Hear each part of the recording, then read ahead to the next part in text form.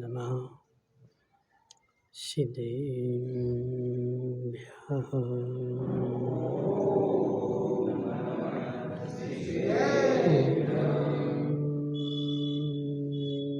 नमः सिद्धेभ्यः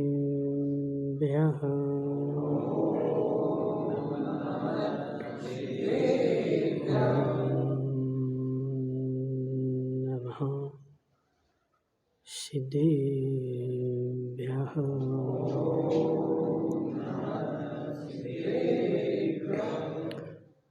तज्जयति परं ज्योति समं समस्तैरनन्तपर्याये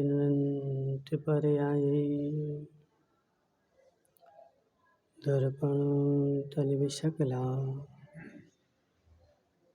प्रतिफलति पदार्थमालिका यत्र नमो अरिहन्ताणं नमो सिद्धाणं नमो आयर्याणं नमो वज्रायाणं नमो लोये सब्बिसाहुणं।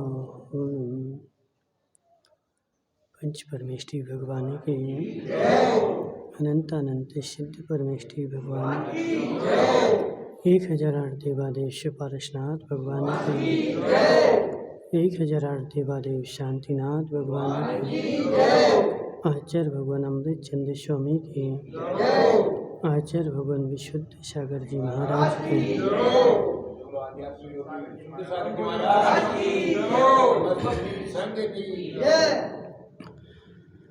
मनीषियों तीर्थंकर भगवान के दिव्य देशना शादवाद वाणी जयवंत हो।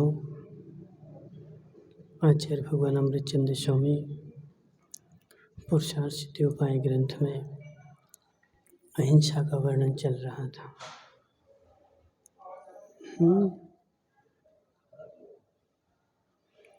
कि हे जीव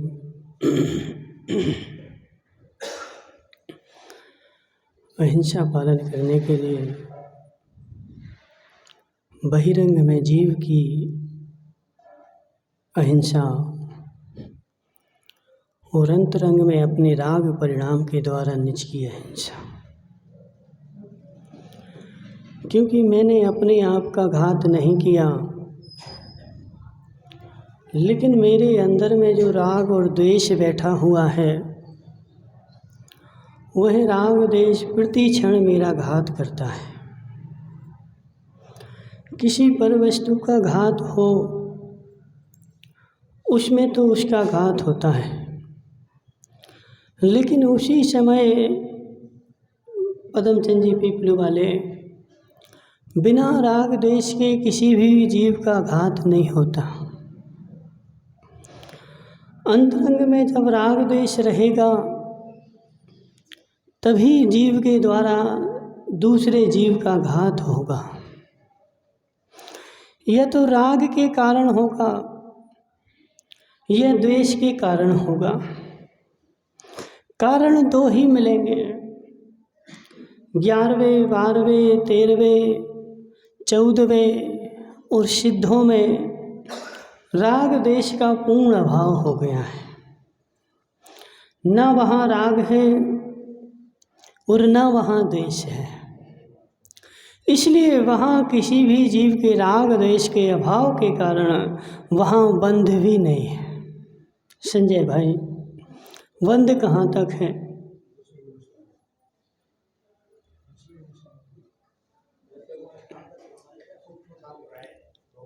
नीरज भाई, बंद कहाँ पर है?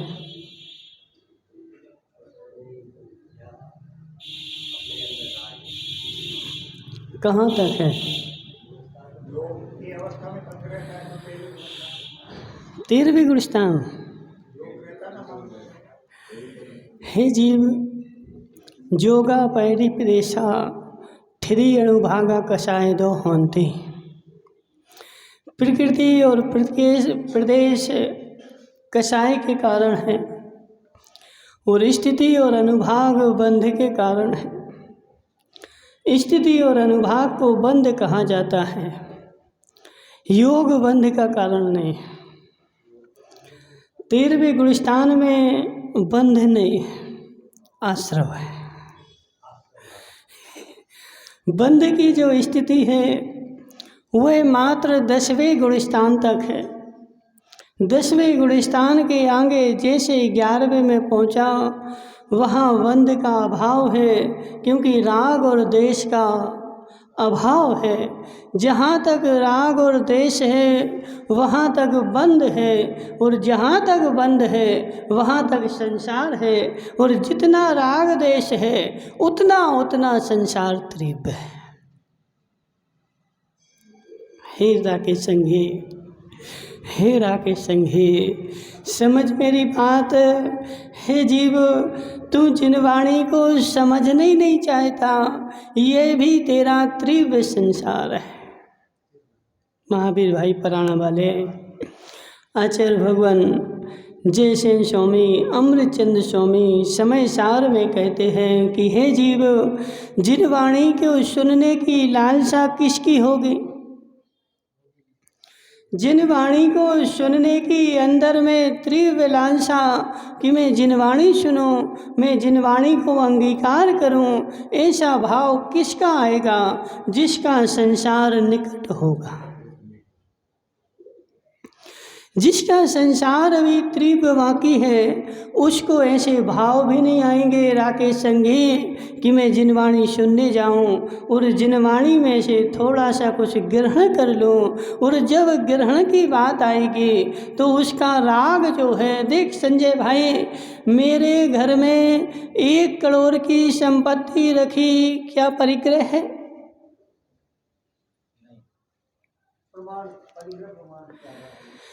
मेरे घर में 1 करोड़ की संपत्ति, इसको यार थोड़ा और बढ़ाओ, इसको बढ़ाओ ना, इसका क्या कर रहा है? मेरे घर में 1 करोड़ की संपत्ति रखी राकेश संगी, क्या परिग्रह है? महाराज, 1 करोड़ की संपत्ति के साथ साथ मेरे घर में कुछ ऐसी वस्तुएं भी रखें जो मेरे जीवन भर कभी काम में नहीं आएंगे, लेकिन मैंने रखी हैं। क्यों महाराज? कभी काम पड़ जाए तो। यदि तुझे 1 करोड़ का खर्चा है और 1 करोड़ रुपए तू रखता है, उपयोग में आते हैं, वह तेरा परिग्रह नहीं है। लेकिन जो जो ऐसी वस्तु रखी जो ना आज तक काम में आई है और ना पूरे जीवन भर काम में आएगी, इतना मैंने राकेश संगी इतना पैसा जोड़ा, इतना पैसा जोड़ा कि ना मेरे काम में आया है और ना इस जीवन में काम में आएगा, और ना मैं खाता हूँ और ना दूसरे को देता हूँ।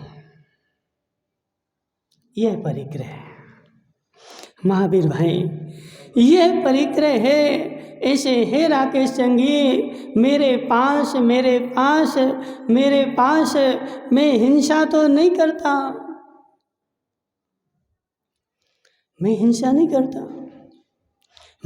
नहीं करता, लेकिन हिंसा छोड़ता भी नहीं हूँ।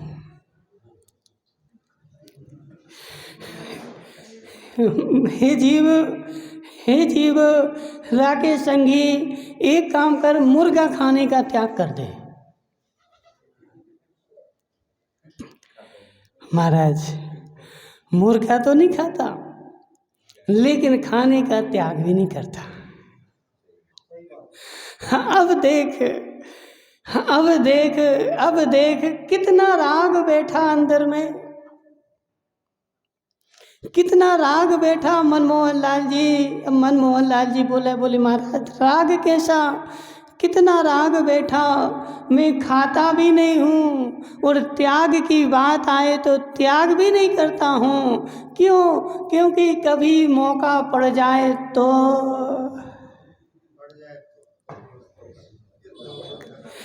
जी बात बैठी ना, कभी मौका पड़ जाए तो। इसलिए मैंने सारे जीवन भर कभी रात्रि भोजन किया नहीं, लेकिन आज तक कभी त्याग किया नहीं, क्योंकि मेरे मन में बैठा है कि कभी मौका पड़ जाए तो, कभी बाहर चला गया तो क्या होगा। इसलिए उस बाहर जाने के लिए, जैसे मेरे घर में संपत्ति रखी। अब सुन राकेश संगी, तूने 10 साल पहले जो फटे कपड़े पहने थे वो कहाँ हैं? तुम्हारी देवी बैठी यहाँ पे नहीं है ना? पूछना उस देवी से फ़ोन लगा के कि हे देवी, 10 साल पहले मेरे कपड़े जो फट गए थे वो कहाँ हैं? महाराज अभी भी वहाँ कहाँ, कबाड़ खाने में घर में पड़े हैं कि पोंछा लगाने के काम में आ जाएंगे। हे जीव, और तो और आज तो माताओं समझ बात को, आज तो वो बाल भी बिकने लगे। 2 नहीं 3,000 रुपये किलो। दो तो तुम पीछे थे। 3,000 रुपये किलो, 3,000 रुपये किलो मनमोहन लाल जी। अम्मा के बाल 3,000 रुपये किलो। आज वो बाल भी नहीं फेंकते। और 1 किलो नवरत्न टोंगिया सारे मोहल्ले की अम्माओं को गंजा कर दोगे तो 1 किलो नहीं होंगे। समझो बात को, सारी मोहल्ला की अम्मा को गंजा कर दोगे तब भी 1 किलो नहीं होंगे। लेकिन वह बाल भी मैं साल भर जोड़ जोड़ के रखता हूँ, कुछ मिल ही जाएगा। भले नवरत्न भाई साल भर बाल जोड़े, लेकिन साल भर के बाल में कितना मिलेगा? तो मुश्किल से 10-25 रुपया मिलेंगे, लेकिन फिर भी वही साल भर जोड़ते रहेंगे। ऐसे हे राकेश संगी, समझ अपने अंदर के राग को।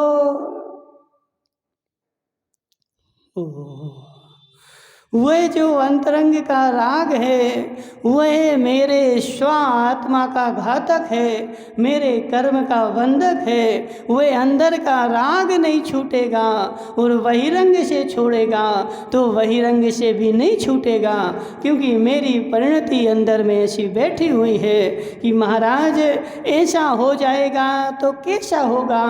हे दिनेश संगी, कभी बाहर चला गया चतुर्दशी को,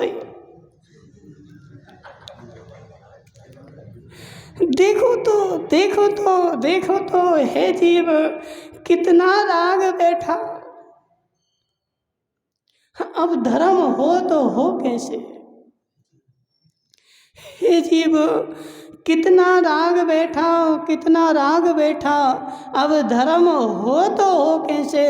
कि हे महाराज, जब मेरे किसी भी वस्तु को कोई मुख नहीं, किसी भी वस्तु को जब छोड़ने की बारी आए तो अंदर की आत्मा बोलती है और वह सारी कंडीशन वहाँ पर पे खड़ी हो जाती हैं आकर के कि कभी ऐसा हुआ तो। हे जीव संजय भाई, एक दिन नहीं खाएगा तो प्राण निकल जाएंगे। एक दिन नहीं खाएगा तो प्राण निकल जाएंगे। हे चेतन भाई, प्रसन्न को मत देख, तू स्वयं प्रसन्न हो।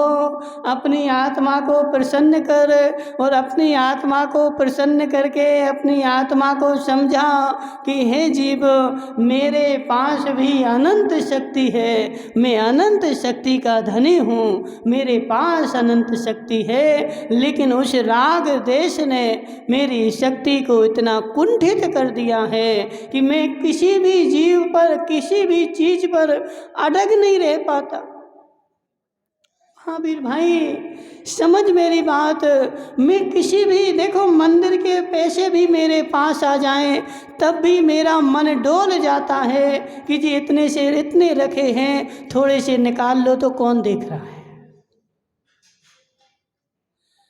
संजय भाई, देखो स्पष्ट ऐसा होता है।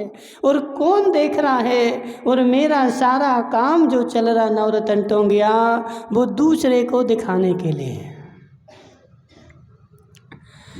जिस वस्तु को देख करके दूसरा मुझे अच्छा कहे, जिस मेरी प्रक्रिया को देख करके संसार मुझे धर्मात्मा का प्रमाण पत्र दे दे, उस चीज़ को करने के लिए मैं तत्पर हूँ। और जिस वस्तु को देख करके कोई देख ही नहीं रहा है संजय भाई, कोई देख ही नहीं रहा है, और कोई नहीं देखे तो ऐसा काम करने की क्या फ़ायदा। इसलिए सबको देखना चाहिए। सब देखेंगे तभी मेरे करने का काम है, और नहीं देखेंगे तो कि मेरा करना ही बेकार है। हे जीव, किसको दिखा रहा है राकेश संगी?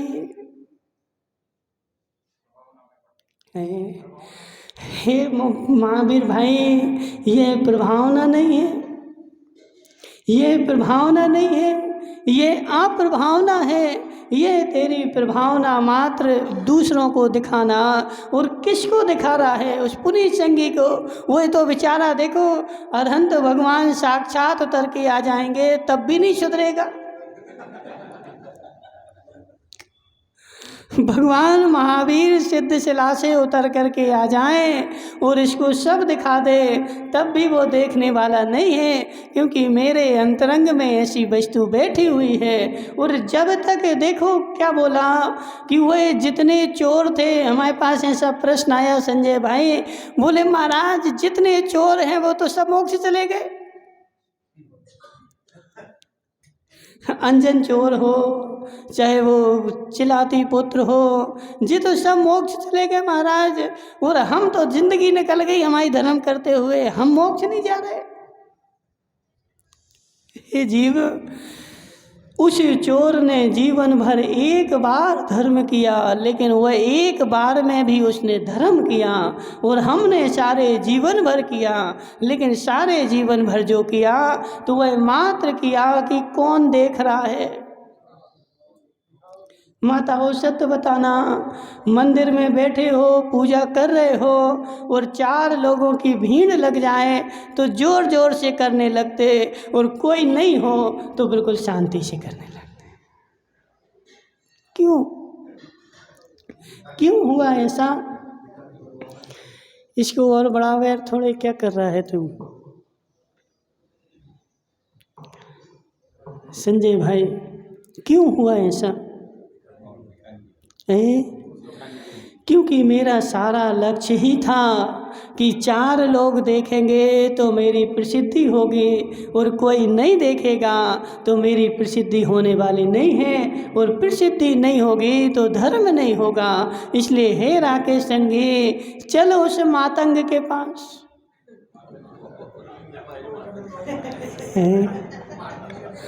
चलो उस मातंग के पास। उस मातंग ने इतना सा नियम लिया, कितना सा, कि चतुर्दशी के दिन किसी भी जीव की किसके सामने लिया था? और कितने लोग थे? अकेले महाराज थे, और अकेला लेने वाला था, किसी को पता नहीं था, और उसने किसी को बताया भी नहीं। लेकिन सबको पता कब चला कि जब वह परीक्षा की घड़ी आ गई। ऐसे हे नंदलाल जी, तुम खेत में जाकर के बीज अकेले डाल के आते कि नहीं, कि पहले सब गांव को जोड़ेंगे, चलो पूरे गांव वालों हम खेत में बीज डाल रहे हैं। अकेले जाते ना, और अकेले बीज डाल करके आ जाते। गांव वालों को कब पता लगता? जब वह फल जाता है, जब खेत में फसल आ जाती है, खेत में फसल आकर के फल जाती है, सारा गांव देखता है नंदलाल के खेत में देखो कितनी अच्छी फसल आई है। लेकिन हे नंदलाल जी, याद रख, मैंने अकेले में डाला था, और अकेले में डाल करके किसी को बताया नहीं था। यदि बता देते तो वो निकाल ले जाते। संजय भाई, ऐसे ही होता है। यदि किसी को बता देते तो वह निकाल के ले जाते। अब तुम्हारी फसल जो है फलने वाली नहीं है। इसलिए हे राकेश संगी, अपने अंदर के राग को घटा और राग को घटा करके थोड़े थोड़े नियम ले और ऐसे नियम ले, पर ऐसी शर्त मत रख। महाराज शर्त तो वह पहले आ जाती है, और जितनी शर्तें रख ली उतना भी ठीक है, लेकिन उसके बाद भी अभी जैसे जैसे समय बढ़ेगा वैसे वैसे शर्तें भी बढ़ती जाएंगी। अभी देखो दिनेश संगी हमारे पास आया, महाराज नियम तो ले लिया, लेकिन मैं रिश्तेदारी में जाऊंगा तो रिश्तेदारी में, हे दिनेश भाई चतुर्दशी को ही जाओगे, चतुर्दशी को ही जाओगे, उसी दिन जाओगे और एक दिन नहीं खाओगे तो क्या हो जाएगा? अभी तो ठीक है, ये तो पहले दिन की शर्त है। अभी 1 साल बाद फिर आएगा दिनेश संगी, और 1 साल बाद कौन सी शर्तें लेकर के आएगा? जो 1 साल में जो जो घटनाएं उसके साथ घटी, ऐसी ऐसी घटनाओं की महाराज और छूट दे दो।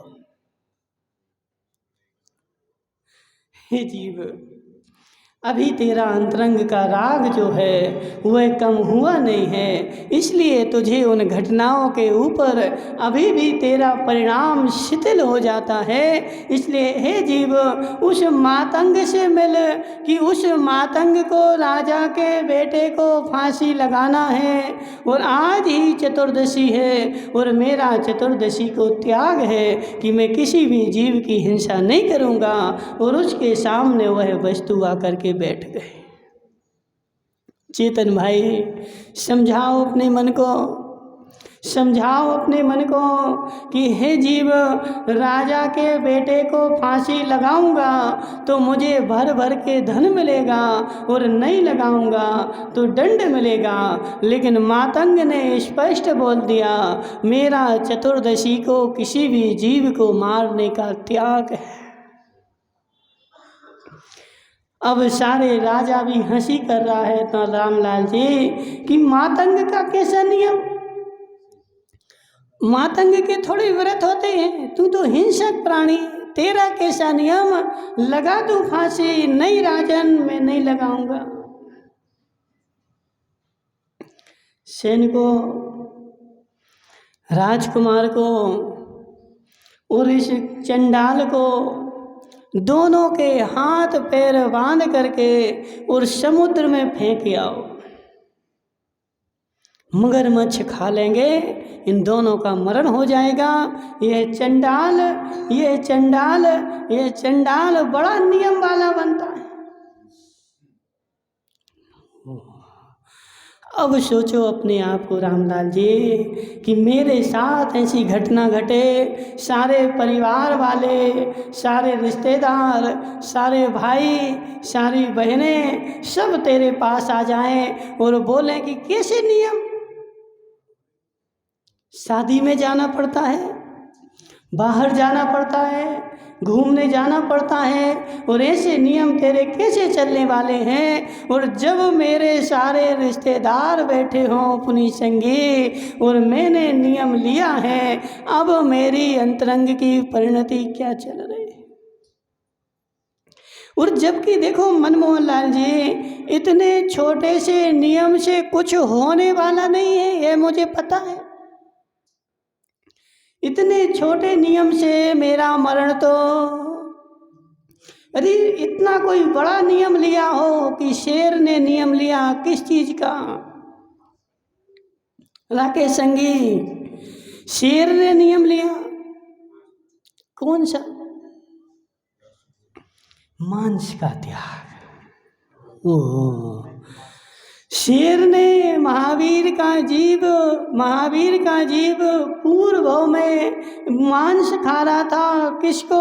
हिरण को चीड़ फाड़ करके खा रहा था। और 2 चारण रिद्धिधारी मुनिराज नीचे टबक आए कि यह तो शेर जो है भविष्य का भगवान है, महावीर है, इसको मुझे समझाना चाहिए। और उन दो मुनिराज ने उनको समझाया कि हे वनराज, ये जीव की हिंसा क्यों कर रहा है? तू तो भगवान है, भविष्य का भगवान है, यह हिंसा छोड़। और उस शेर ने मांस का त्याग कर दिया। अब शेर को रोटी बना के कौन खिलाए संजय भाई? अब संजय भाई महाराज विकल्प नहीं कर। हे जीव, यदि शेर ने मांस का त्याग किया, विकल्प होगा कि नहीं? बोलो ना। तो वैसे ऐसा त्याग नहीं करना जिसमें विकल्प हो। हे जीव, त्याग करके विकल्प ना हो, इसी का नाम तो व्यसंख्यात गुणी निर्जरा है। और त्याग नहीं करके विकल्प नहीं हो, इसका नाम रौद्र ध्यान है।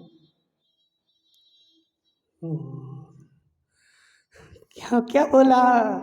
हे देखो, वो बैठे, काला जी बैठे। काला जी बढ़िया शांति से, महाराज ने पूछा साता है? हमारा साता है, साता है। हे जीव, खा पी करके मन का खा करके, मन का पी करके, ऊपर पंखा चल रहा है, गर्मी लगी तो कूलर है, और ठंड लगी तो हीटर है। सारी सुविधा मेरे घर में बनी हुई है, और मैं अपने बढ़िया कुर्सी पे बैठा हुआ आनंद ले रहा हूँ। और उनसे पूछा, महाराज साता है कि नहीं? हाँ साता है, साता है। हे जीव, ये कौन सी साता है? ये कौन सी साता है? ये कौन सी साता है? साता वेदनीय के बंध वाली साता है कि असाता वेदनीय के बंध वाली साता है? नीरज भाई। आदुखम भावते ज्ञानम क्षीयते दुख सन्निधौ तस्मात् थावलम दुःखै रात्मानम आत्म एव मुनि। समाधि तंत्र। समाधि तंत्र में आचार्य पूजपा स्वामी कहते हैं कि सुख में प्राप्त किया हुआ ज्ञान दुख के आने पर नाश को प्राप्त होता है। इसलिए हे मुनि, अपनी आत्मा को दुख से भावित करते रहो। जीव, तूने जितना जितना धर्म सुख में रह करके तूने जितना भी धर्म किया है, मेरी गारंटी है कि तेरे जीवन में थोड़ा सा भी दुख आएगा, सबसे पहले वह तेरा धर्म ही छूटेगा। तेरा धर्म ही छूटेगा, क्योंकि सुख में रह के जो काम कर रहा था वह धर्म नहीं था, धर्म ध्यान नहीं था। वह क्या था? वह रौद्र ध्यान था। हिंसानंदी, मृषानंदी, चौर्यानंदी, परिग्रहानंदी। मेरे घर में संपत्ति भरी पड़ी है, सुख के साधन सारे भरे पड़े हैं, उनके आनंद में मैं साता में हूँ। इसलिए देखो, एक व्यक्ति अपने घर में खा पी करके बैठा है और मन का खा लिया बैठा है, अब वह अच्छे बढ़िया साता में हंस रहा है, सुखी है। और दूसरा व्यक्ति बेचारा, उसको मन का नहीं मिला, साता में नहीं भी है, फिर भी सुख से बैठा है। अब अच्छा खा करके तुम सुख अनुभव कर रहे और अच्छा नहीं मिले तो काला जी फिर क्या होगा? बोलो ना। महाराज, जिमने जाऊंगा, गाजर का हलवा नहीं खाऊंगा तो आनंद कैसे आएगा? और गाजर का हलवा खा करके, देखो संजय भाई सुन मेरी बात, जिमने जाओ, मन ने बोला गाजर का हलवा रखा है, देखो खाऊंगा तो मैं सुखी हो जाऊंगा, और नहीं खाऊंगा तो दिन भर विकल्प चलेगा। आज मैंने गाजर का हलवा नहीं खाया, अब बताओ क्या होगा? क्या होगा चेतन भाई, चेतन भाई, मेरा बेटा, मेरा बेटा, मेरा बेटा आलू की मांग कर रहा था और मैंने उसको आलू नहीं दिए, 2 तमाचा और मारे, अब वह रोने लगा और रो करके और रो रहा है। अब माता को बंद होगा कि नहीं? इससे अच्छा तो था कि माता उसको आलू की सब्जी बना के खिला देती और वह अच्छे बढ़िया शांति से खा करके खुश रहता। संजय भाई बोलो क्या उचित है, बोलो ना क्या उचित है? आलू की सब्जी बना करके खिला देना उचित है या 2 तमाचा मारना उचित है? हे जीव, हे जीव, 2 तमाचा मारना उचित है। भले वो रो लेगा लेकिन आज रो लेगा, कल मौंग जाएगा, शांत हो जाएगा, फिर आगे धीरे धीरे धीरे उसको आलू की सब्जी की आदत नहीं पड़ेगी। अब नवरत्न टोंगिया ने अपने बेटे को बेचारे को आलू की सब्जी बना बना खिलाई। अब वह रोज रो रहा है मुझे तो आलू की सब्जी चाहिए और नहीं दोगे तो मैं बाजार में जाके खाऊंगा। क्यों स्थिति आई? यदि बचपन से नहीं देते तो आज मांगता क्या? हे जीव, चिराग भाई, तुमने अपनी मम्मी से कभी बोला नहीं कि आज तो मुर्गा बनाओ? बोला कभी? क्यों क्यों नहीं बोला? और कभी मम्मी से बोला कि आज आलू की सब्जी बनाओ? बोला ना? देखो माताएं तो सब मायाचारी, बोला हमने पहले, मायाचारी भरी रहती है। बोला कि नहीं? बोला ना? क्यों बोला? मम्मी ने तो ना कर दिया, क्यों बोला? नहीं नहीं, हम तो छुड़वा नहीं रहे, हम तो यहाँ पे तत्व का निर्णय करवा रहे। क्यों बोला? क्योंकि मेरे घर में पहले बन चुकी और मुझे खाने को मिल चुकी और मेरे मस्तिष्क में बैठ गई कि यह चीज़ अच्छी है, लेकिन आज तक मैंने अपने घर में मुर्गा बनते हुए नहीं देखा, खाते हुए नहीं देखा, इसलिए आज तक मेरे मन ने ऐसा कहा ही नहीं कि आज मेरे घर में मुर्गा बनना चाहिए। और आलू मेरे घर में कई बार बन चुका, इसलिए वह मेरा मन बार बार जाता है। और पहली बार तो मारते थोड़ी देर रोता, लेकिन पहली बार खुश करने के लिए तुमने उसका सारा जीवन बेकार कर दिया। हे संजय भाई, आज मैं वस्तु छोड़ूंगा, आज मुझे विकल्प आएंगे, लेकिन आज नहीं छोड़ करके और निर्विकल्प हो गया, वह निर्विकल्प मेरा रौद्र ध्यान है।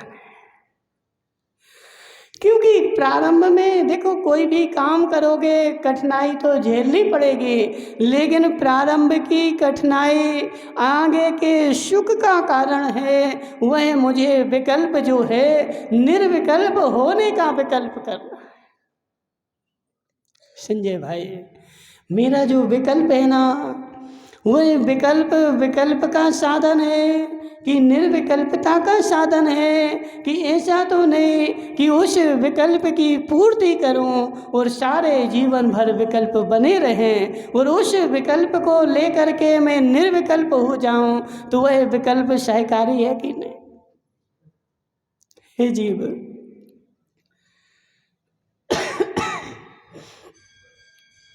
ऐसे विकल्प भी जो विकल्प मुझे निर्विकल्पता की ओर ले जाए, वह विकल्प, देखो विकल्प का अभाव कैसे होगा? संजय भाई बोलो। वस्तु की प्राप्ति से या परिस्थिति के अनुसार मुझे ढलने से, बोलो ना, परिस्थिति के अनुसार मैं ढल जाऊंगा, मेरे विकल्पों का नाश हो जाएगा, या विकल्प के अनुसार मैं ढल जाऊंगा तो मेरे विकल्पों का नाश हो जाएगा। हे जी, पारसनाथ भी जब घर छोड़ के गए, उनके घर वाले खूब विकल्प कर रहे थे। उनके घर वालों को तीव्र विकल्प, माता रो रही थी और रो रो करके बार बार चक्कर खा के गिर रही थी। और वो पारसनाथ देख रहे थे कि ये क्यों गिर रही है, क्यों रो रही है। क्योंकि मैं घर छोड़ के जा रहा हूँ, इसलिए एक काम करता हूँ, मैं घर में ही रहता हूँ तो मेरी माता रोएगी नहीं। हे जीव, हे जीव, कितने दिन घर में रहेगा, कितने दिन घर में रहेगा। यदि इसी बीच में पदमचंद जी पराना वाले यमराज आ गया और उठा ले गया, फिर मेरे घर वालों का क्या होगा? फिर रोएंगे कि नहीं? देखो पदमचंद जी, समझो इनका धर्मचंद जी शास्त्री, समझ मेरी बात। मैं घर में क्यों रह रहा हूँ? क्योंकि मेरे घर वालों को विकल्प है कि मैं चला जाऊँगा तो घर वाले रोएंगे। हे जीव, यह तेरा बहाना है नीरज भाई, ये तेरा बहाना है, ये तेरा भ्रम है, ये तेरी अज्ञानता है। उन तेरे अंदर में स्वयं राग बैठा है। संजय भाई, सत्य है कि नहीं? उन पारसनाथ के अंदर का राग खत्म हो गया था, इसलिए वह जब घर से छोड़ करके बाहर जाने को हुए, माता रो रही थी, पिता रो रहे थे, सारी जनता उनको मना रही थी, लेकिन वह नहीं मान रहे थे। क्यों? क्योंकि अंतरंग का राग खत्म हो चुका था, और अंतरंग का राग बैठा होता तो वह मान जाते। इसलिए संजय भाई, जिस काम से विकल्प हो वह काम भी करना पड़ेगा। यदि ऐसे ऐसे मात्र में काम करता रहूं जिससे कोई विकल्प नहीं हो, तो हे जीव, संसार तो चाहता है कि यह संजय भाई मरते दम तक पैसा कमाता रहे और पैसा कमा करके घर में लाता रहे और मेरी इच्छाओं की पूर्ति होती रहे। हे जीव, समझ मेरी बात, समझ मेरी बात। नवरत्न टोंगिया, तुम्हारी देवी जब तुम घर में जाते हो तो प्रसन्न होते कि नहीं? क्यों? क्यों? तुम आए इसलिए, तुम आए इसलिए। हे जी, नहीं, मेरी इच्छाओं की पूर्ति इनके द्वारा होती है, इसलिए इनको देख करके मुझे प्रसन्नता होती है। मैं अपने स्वार्थ के कारण ही प्रसन्न होता हूँ, दूसरे के कारण प्रसन्न नहीं होता हूँ। अब जैसे मान के चलो, पीपलू वाले, तुम्हारे पिताजी कहाँ हैं? पिताजी कहाँ हैं? हाँ, चले गए, तुमने रोका नहीं? रोक लेते ना, घंटे 2 घंटे के लिए, 2-4 दिन और रुक जाओ। हे जीव, पिताजी गए थे तो रोए थे कि नहीं? अब सुनो जरा, देखो पिताजी यदि जल्दी चले जाएं तो ज़्यादा रोते हैं और देर में जाएं तो कम रोते हैं।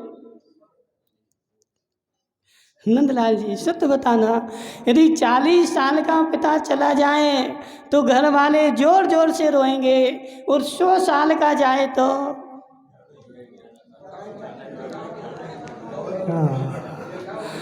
अब तो उनको जाना ही था, थोड़े रो लेंगे, अब तो उनको सबको जाना है और चले गए। अब इस भाषा में अंतर क्यों आया?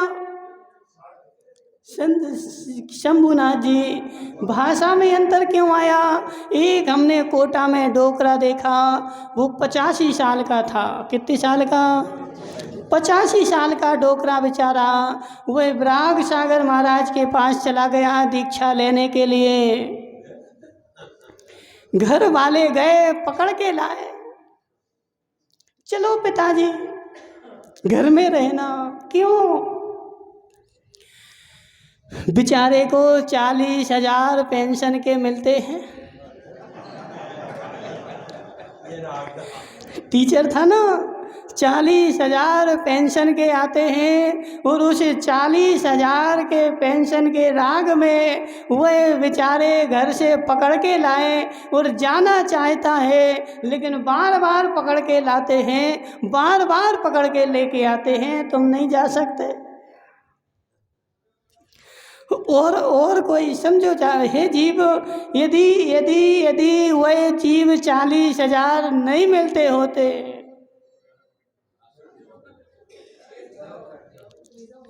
भले गए। शंभुनाथ जी देखो सत्य है, हम झूठ नहीं बोल रहे। 90 साल का डोकरा 6 साल से खटिया पे डला था, खांस रहा था, थूक रहा था, उसको खटिया पे ही भोजन देना पड़ता था। तो काम के ना काज के 1.5 वो बोलते ना शेर भर अनाज के हैं, हाँ दुश्मन अनाज के। वही डोकरा 6 साल से डला था खाट पे और खा रहा था, वहीं खांस रहा था, दिन भर सेवा करनी पड़ती थी। अब वही डोकरा चला गया, कितने रोग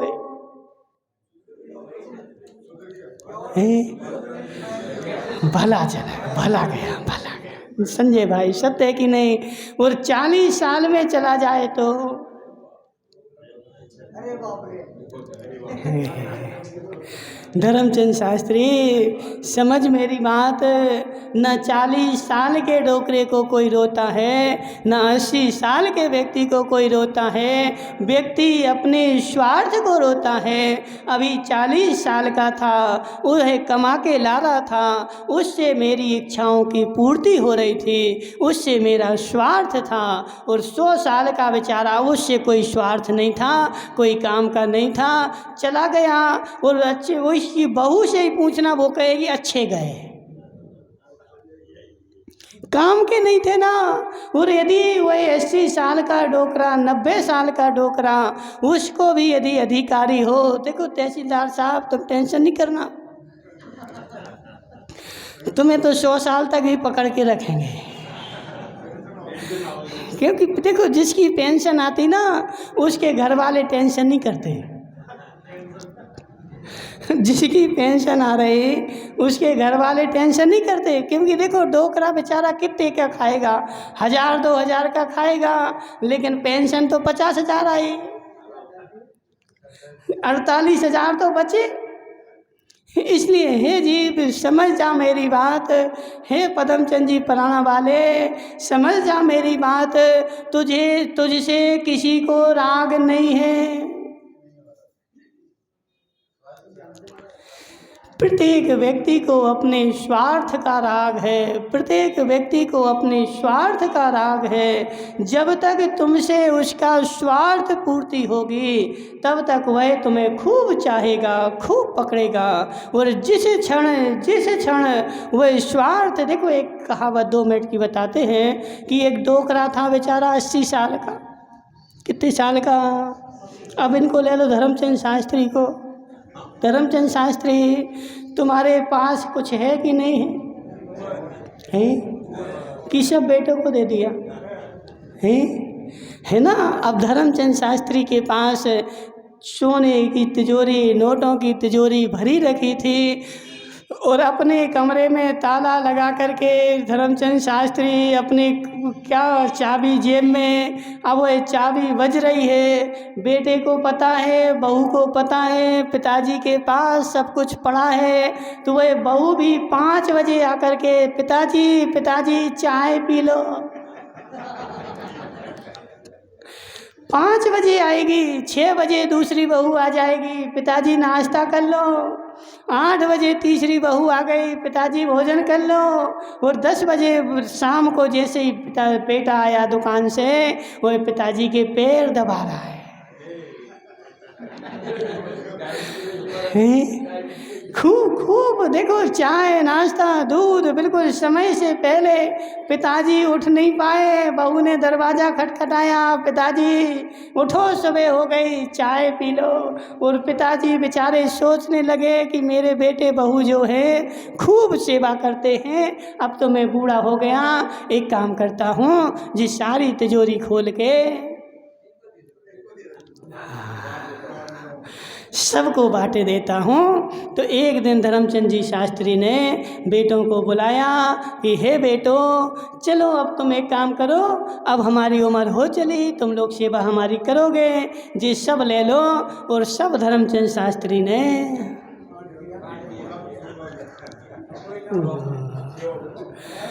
एक दिन क्या हुआ कि सब बांट दिया।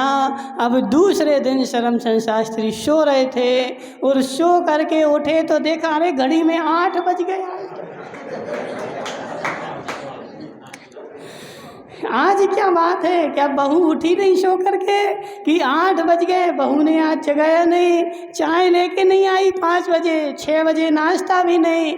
चलो आज भूल गई होगी, सो रही होगी, अब 9 बजे भोजन लेके आएगी। अब धर्मचंद शास्त्री पलंग पे बैठे हैं कि 9 बजे भोजन आ रहा है, घड़ी में 12 बज गए,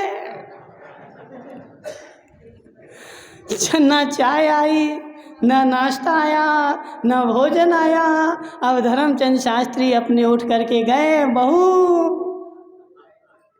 भोजन नहीं है। अब भोजन तो वहाँ कहाँ, सब खा पी करके फ्री, किचन जो थी पोंछ पाँच करके फ्री। अब बैठ जाओ, पिताजी रोटी बची है वो दे दे, सूखी रोटी पिताजी को।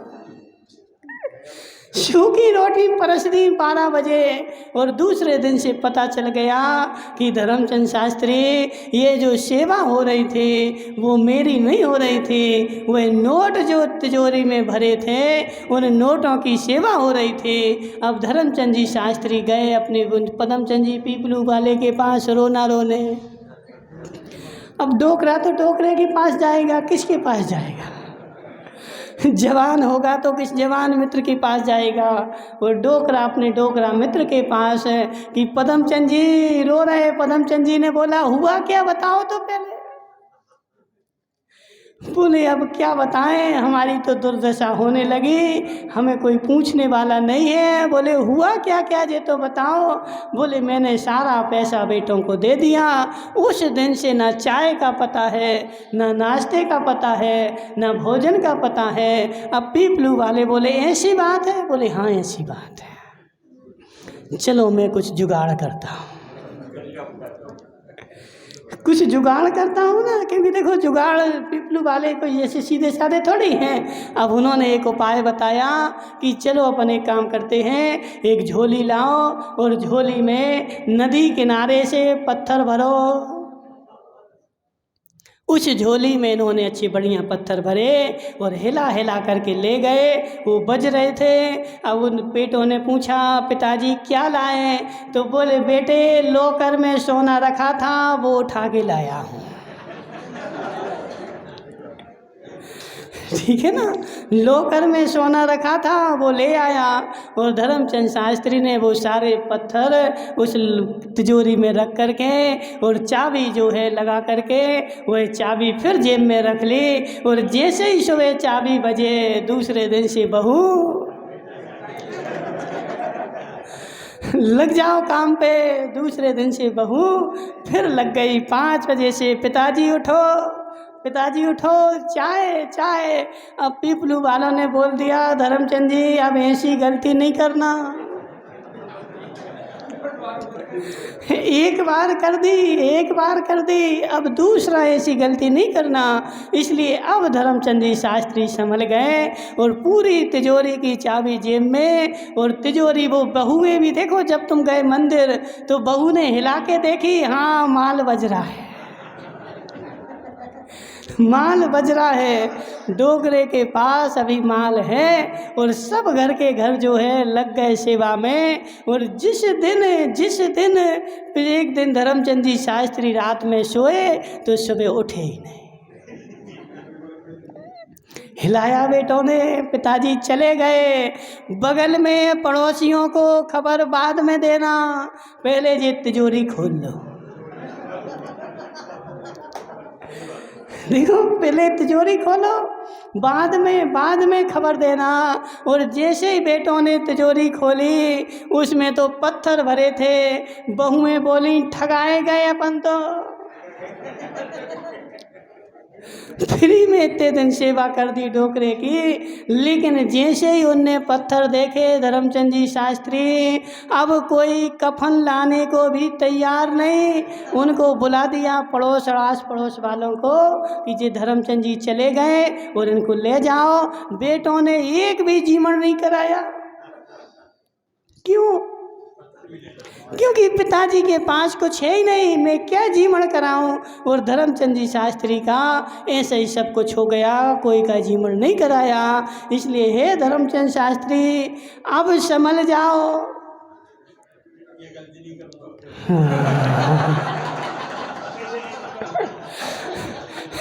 हे धर्मचंद शास्त्री संभल जाओ, तुमसे किसी को भी राग नहीं है, तुमसे किसी को राग नहीं है। जो तुम्हारे अंदर में नोट भरा है उन नोटों से राग है, और उस नोटों के राग की सारी संसार में सेवा हो रही है। मेरी कोई सेवा नहीं करता है, यह संसार झूठा है। इसलिए पदमचंद जी पीपलू वाले संभल जाओ, संभल जाओ। सब अपने अपने स्वार्थ के हैं, किसी को किसी से राग नहीं है, और कोई कोई का कुछ करने वाला नहीं है। और मेरा राग मात्र बैठा हुआ है। इसलिए बेचारे बार बार उस नाती को, पोते को,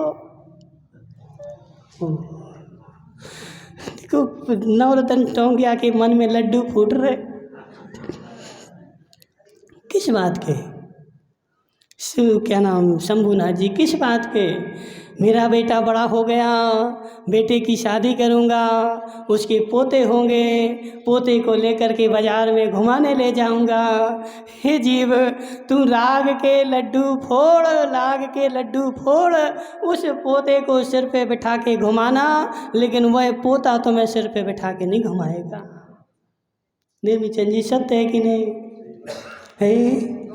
उस पोते को तू भले घुमा, लेकिन वह पोता तुझे नहीं घुमाएगा। इसलिए हे जीव राके संगे संभल जा, अभी संभल जा, अभी समय है, क्योंकि समय निकल जाएगा फिर कोई कोई को कुछ होने वाला नहीं है। मेरे अंदर में जो राग बैठा है, मेरे अंदर में जो द्वेष बैठा है, वही राग द्वेष मेरे बंध का कारण है, और उसी को मुझे छोड़ना है। और जब वह छूट जाएगा, वो मातंग तो तेको फिर रह गया है। अब वो मातंग जो है छूट गया, इसलिए अब पता नहीं क्या होगा, ठीक है ना। तो इसलिए हे जीव, अपने अंदर के राग को घटा, तुझसे किसी को भी राग नहीं है। अपने अपने स्वार्थ के प्रति सबको राग है, और जब तक तुमसे उनका स्वार्थ लगा है, जब तक राग है, जिस दिन स्वार्थ की पूर्ति हो जाएगी उस दिन ना तुम्हें कोई रोएगा, ना तुम्हें कोई पानी को पूछेगा। इसलिए हे जीव, समय पे समझ जाएगा तो समय तेरे काम में आएगा, और समय निकल जाएगा तो कोई कुछ नहीं कर पाएगा। बोले शांतिनाथ भगवान की।